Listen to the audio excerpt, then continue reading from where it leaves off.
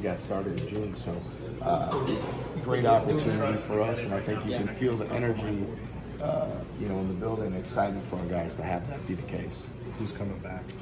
So Dishon wasn't able to practice full contact here for a little bit, so he'll come back tomorrow.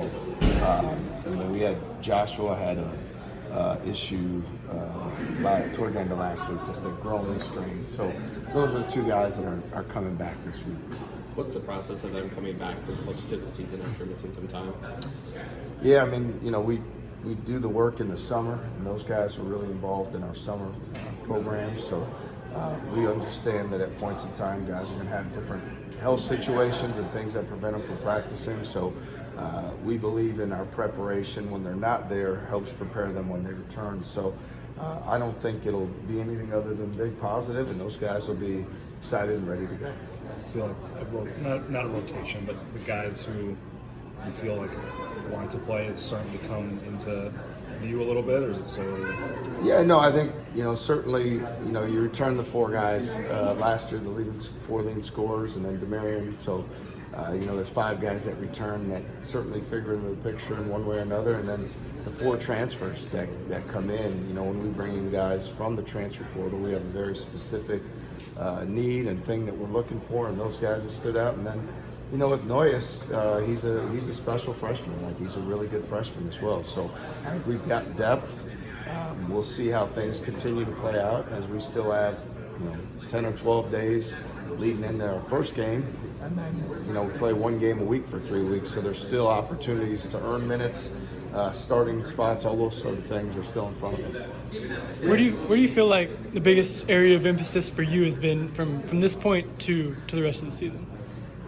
Yeah, I mean, we're big on building habits, how we do things on a daily basis, and how those carry forward. We're big on playing for one another, offensively and defensively, being connected, and how does that carry things forward, and then not responding negatively when things don't go our way, almost welcoming adversity. So more than the X's and O's, more than the basketball piece, it's who we are as people, how we carry ourselves, how we treat one another. Those are things that I believe are tenets of winning that we really focus on this time of year and hope to move forward with. It's been the learning curve for the new guys for the defense.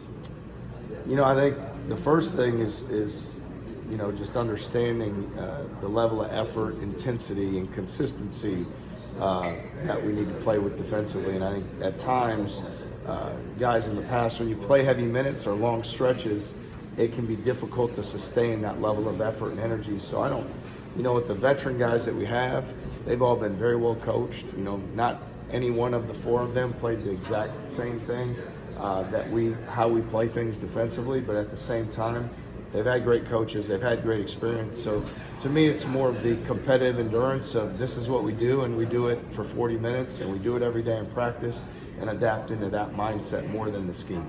With some opportunities to practice and some scrimmage opportunities in the fall, have you learned anything about the way that this team plays together? Well, I think we're seeing a group that offensively has a lot of different weapons. A lot of different guys can bring some things to the table. That's been really good for us. Liked how we've shared the ball offensively. I think having guys like Tammy and Keyshawn who get in the paint regularly helps to break down defenses and make plays for their teammates. Those guys are high assist guys that look for one another. And then I feel like, on the defensive side of things, we're learning more and more that, like, when we get our defense set and locked in, how good we can be. So I think those are things that have come out here in the last week or so, and we'll continue to learn as we move forward with closed-door scrimmage opportunities as well as practice. You mentioned a little bit ago just one game in the first week. I think last year you had 3. Can you explain to me what the strategy was behind that, or if there is any sort of strategy and the differences? Yeah, I just think you're looking at, the league having 20 games and 20 windows after Christmas as opposed to 18. So now you have, there's just more time, and we start the season earlier. Every year it's been moved up. So in general, it's just trying to figure out what's the best way to spread, the non-conference 11 games out over from November 4 till after Christmas. So really wasn't anything more than that. Does Maui play any impact on that process for you guys at all? certainly prior to and then on the return, you probably don't want to play a game right before you go play 3, and you probably don't want to have a game right when you turn after you play 3. So I think, having some, some space on the front end, on the back end is important. Talked a lot over the years about Tony Bennett's influence in your life and career. What were your thoughts last week? Yeah, no, Tony's somebody I look up to as a big brother, a mentor. Look up to him as a man, a husband, father, somebody that's I've drawn a lot of leadership lessons from. So I think the most important thing is somebody that cares about him, is that he's happy, his family's happy, and he's at peace with his decision, and it feels that it's best for him. As far as the coaching side of it, it's sad to see somebody who's about the right things and does things with a lot of integrity to not be leading young people anymore, because he brings so much to the table, not just for the young men in his program, but for younger coaches to study from him and coaches he's playing against to see his examples. So happy for him. Selfishly, a little bit sad to not be able to follow his team, watch his team, and continue to learn some of those lessons from him as he's out there coaching. Do you take a second and think about, I guess, the state of your sport when a guy like that wants out for the reasons that he articulated? Yeah, to each person, their individual journey and where they're at on that journey is something that they need to reflect on, just like Tony has in this instance. I don't know for me that it's caused a whole lot more reflection outside of, knowing right now what we're focused on and what we need to do on a daily basis and just keeping our focus on doing that job. So hasn't caused a lot of reflection at this point, but, certainly we're just about to be in the thick of things for the season, so our focus couldn't be more intentional. So no abrupt retirements from you this week? I don't see that coming. Appreciate that heads up.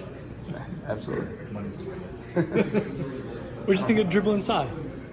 Dribbling side? Dribbling Sai returning to the uniform. The throwback, do you like the look? Our guys appear to like the look. I'm probably a little more boring when it comes to the uniform stuff, but Coach Byers and John Sedge in our office do a great job working with our players to get the things that they enjoy. So if they enjoy it, our fans enjoy it, then it's great to me too.